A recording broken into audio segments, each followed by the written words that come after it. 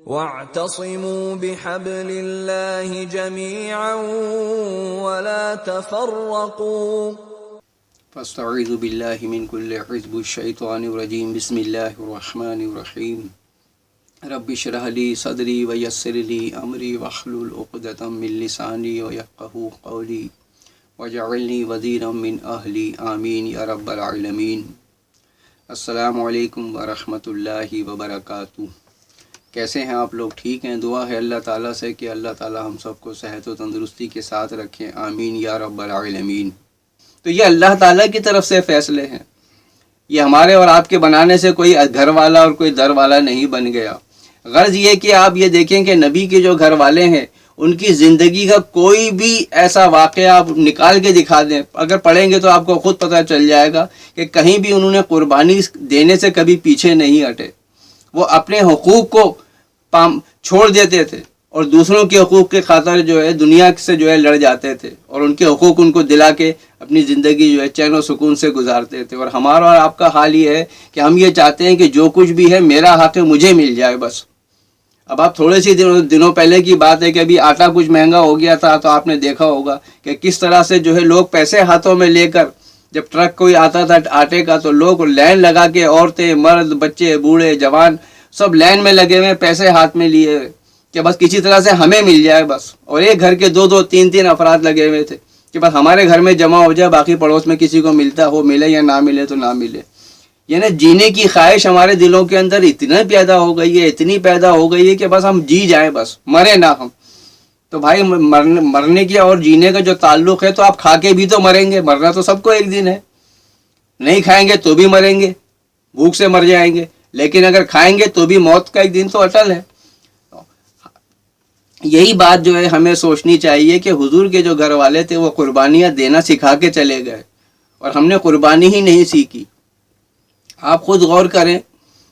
کہ یہ کوئی آج کی اور کل کی کوئی بات نہیں ہے، یہ بہت پرانی جو ہے ایک سازش ہمارے خلاف کھیلی جا رہی ہے۔ یہ آپ سے کہنا چاہ رہا تھا کہ اپنے اندر ہمت اور حوصلہ پیدا کریں، بہادری اپنے اندر پیدا کریں۔ ہم اندر سے بہت بہادر ہوتے ہیں، لیکن بظاہر حالات دیکھ کر، لوگوں کو دیکھ کر، اپنے معاملات دیکھ کر، اپنے گھریلو حالات کو دیکھ کر جو ہے ہم کمزور پڑ جاتے ہیں۔ یہ کمزوری ہی تو ہمیں لے ڈوب رہی ہے۔ خدارا اہل بیت کو پڑھنا شروع کریں، حضور کے گھر والوں کو پڑھنا شروع کریں گے تو آپ یقین کریں غیبیت آپ کے اندر طاقت پیدا ہو جائے گی۔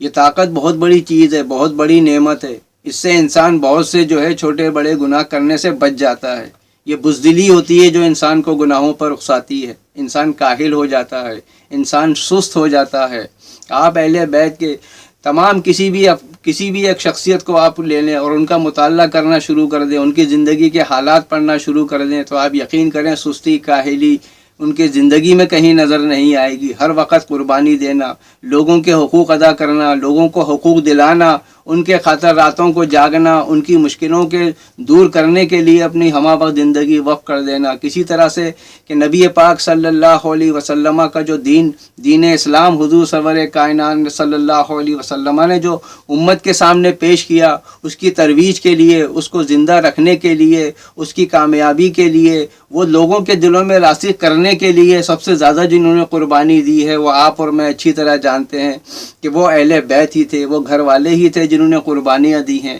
اپنی پرواہ نہیں کی کہ ہمارے ساتھ کیا ہوگا اور کیا ہو رہا ہے اور آگے کیا ہوگا، نہیں، اس کی پرواہ کیے بغیر بس وہ یہ چاہتے تھے کہ ہمارے نانا کا دین بچ جائے۔ نانا کے دین کے خاطر جو قربانی انہیں دینی پڑی، ذرا بھی ماتھے پہ بل نہیں لائے اور وہ قربانیاں دیتے چلے گئے۔ اور آج ہمارا اور آپ کا حال یہ ہے کہ ہم سب سے پہلے سوچتے ہیں کہ یار کوئی بھی ہم کام کریں تو اس میں ہمارا کتنا فائدہ ہے اور دوسرے کا کتنا فائدہ ہے۔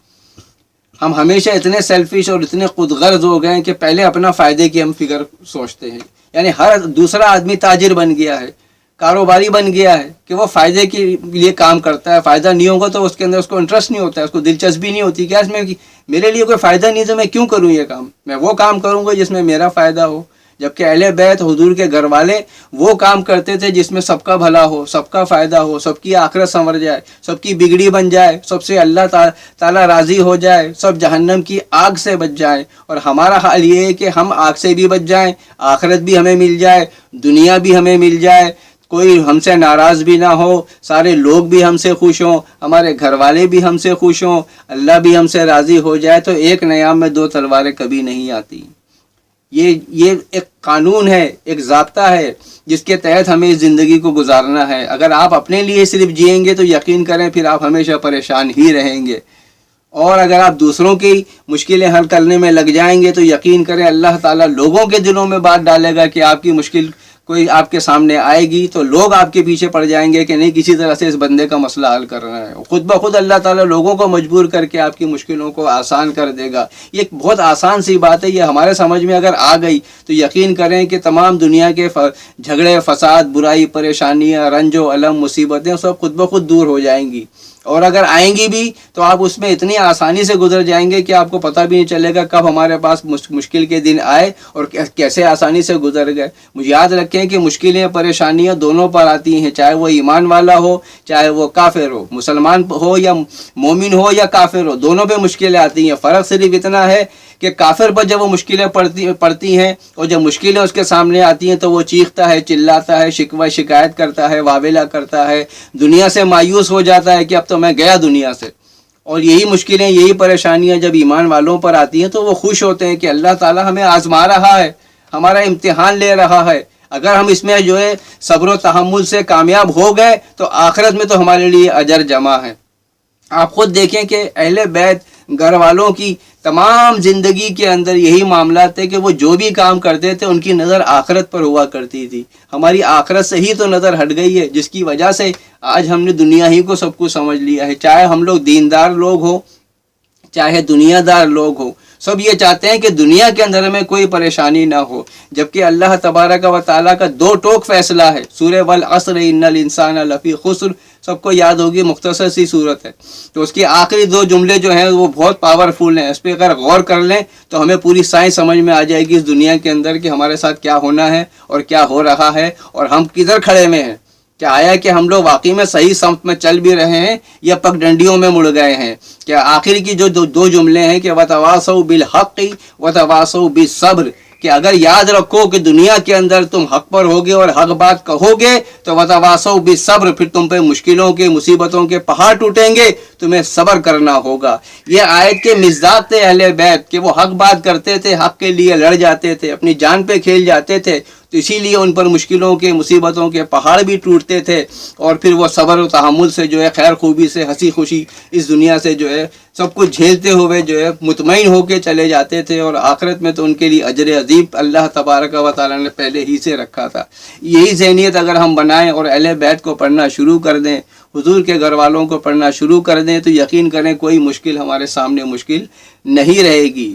دعا ہے اللہ تعالیٰ سے کہ اللہ تعالیٰ ہم سب کو عقل سلیم عطا فرمائے، آمین یا رب العالمین۔ السلام علیکم ورحمۃ اللہ وبرکاتہ۔